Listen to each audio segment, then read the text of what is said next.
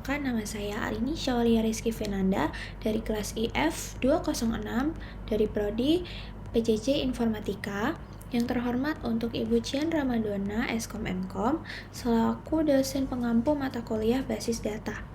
Hari ini saya akan mempresentasikan untuk ujian akhir semester mengenai analisa ERD dan basis data untuk sistem pemesanan dan pengadaan produk.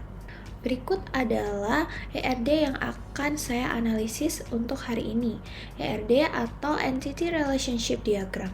Berikut adalah tampilan ERD yang telah diberikan dari Ibu dosen. Yang pertama yaitu entitas utama dalam sistem. Yang pertama terdapat supplier. Apa itu supplier?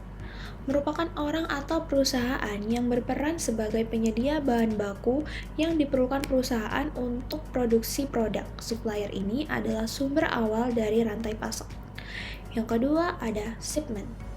Menyimpan data dan proses transaksi penerimaan barang dari supplier ke perusahaan. Entitas ini menunjukkan pengiriman yang terjadi kapan dan jumlah bahan baku diterima. Yang ketiga yaitu ada item. Nah, item ini mempresentasikan jenis komponen atau bahan baku produk yang diperoleh dari supplier dan akan digunakan untuk diproses menjadi suatu barang jadi. Selanjutnya, penjelasan ERD pada entitas lanjutan. Terdapat yang namanya produk. Entitas yang menggambarkan jenis produk jadi yang dihasilkan oleh suatu perusahaan. Contohnya adalah jenis mebel yang siap dijual ke pasar dalam bentuk barang jadi, yaitu meja, kursi, dan lain-lain. Produk merupakan hasil kompilasi dari berbagai item atau bahan baku. Selanjutnya yaitu customer. Nah, customer ini merupakan orang atau perusahaan yang memesan produk jadi kepada perusahaan. Nah, customer adalah pihak yang melakukan pembelian dan menjadi target pasar. Selanjutnya yaitu order. Order merupakan suatu aktivitas transaksi penjualan di mana customer melakukan pemesanan produk. Nah, order ini merekam rincian produk apa saja yang dipesan, siapa yang memesan, dan detail transaksi agar bisa diproses ke tahap produksi dan juga pengiriman. Nah, selanjutnya saya akan membahas mengenai relasi supplier, shipment, dan juga item.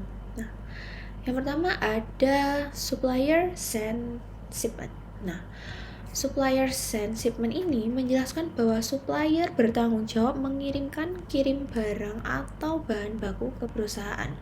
Supplier bisa mengirimkan banyak shipment, di mana setiap shipment itu mewakili satu transaksi pengiriman. Yang kedua yaitu shipment includes item. Setiap shipment mencakup berbagai jenis item, yaitu komponen atau bahan baku yang dikirim. Artinya, satu pengiriman bisa terdiri dari beberapa jenis bahan yang berbeda. Yang ketiga, terdapat supplier supplies item. Nah, supplier juga merupakan penyedia langsung dari berbagai jenis item yang digunakan oleh perusahaan. Ini menghubungkan supplier dengan jenis bahan baku yang mereka sediakan. Seperti itu. Lanjut, relasi mengenai item, produk, customer, dan juga order. Nah, yang pertama adalah item used in product. Nah, item atau bahan baku yang diperoleh dari supplier digunakan dalam proses pembuatan produk. Produk ini adalah hasil akhir yang terdiri dari komponen-komponen item yang dirakit menjadi produk jadi. Misalnya, dari bahan baku kayu diubah dan diproduksi menjadi sebuah meja. Selanjutnya yaitu customer submit order. Nah, customer adalah pihak yang melakukan pemesanan produk melalui aksi order. Nah, relasi ini menunjukkan bahwa customer melakukan interaksi langsung dengan sistem melalui pengajuan pesanan. Dan yang terakhir adalah order request product. Setiap order terdiri dari permintaan produk tertentu. Relasi ini menjelaskan bahwa sebuah order terdiri dari satu atau beberapa produk yang dipesan oleh seorang customer. Nah, ini memungkinkan pencatatan produk apa saja yang dibeli. Selanjutnya yaitu pemahaman mengenai kardinalitas. Nah, kardinalitas contohnya mandatory one harus selalu ada dalam satu entitas terkait. Selanjutnya yaitu kardinalitas mandatory many harus ada banyak entitas terkait. Kardinalitas optional one boleh ada satu entitas terkait tapi tidak wajib. Sedangkan untuk kardinalitas optional many boleh ada banyak entitas tapi tidak wajib. Contohnya nih, supplier send shipment. Supplier harus mengirimkan satu pengiriman.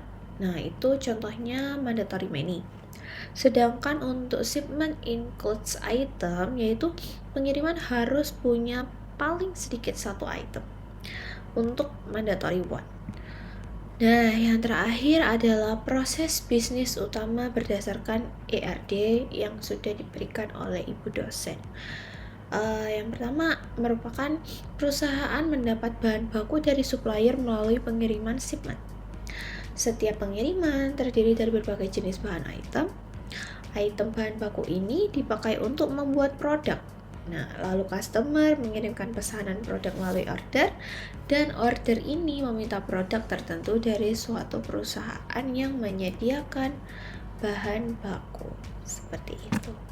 Baik, terima kasih untuk ketersediaannya mendengarkan dari awal hingga akhir presentase saya. Semoga hal ini bermanfaat, dan apabila terdapat salah kata, mohon dimaafkan. Terima kasih banyak. Wassalamualaikum warahmatullahi wabarakatuh.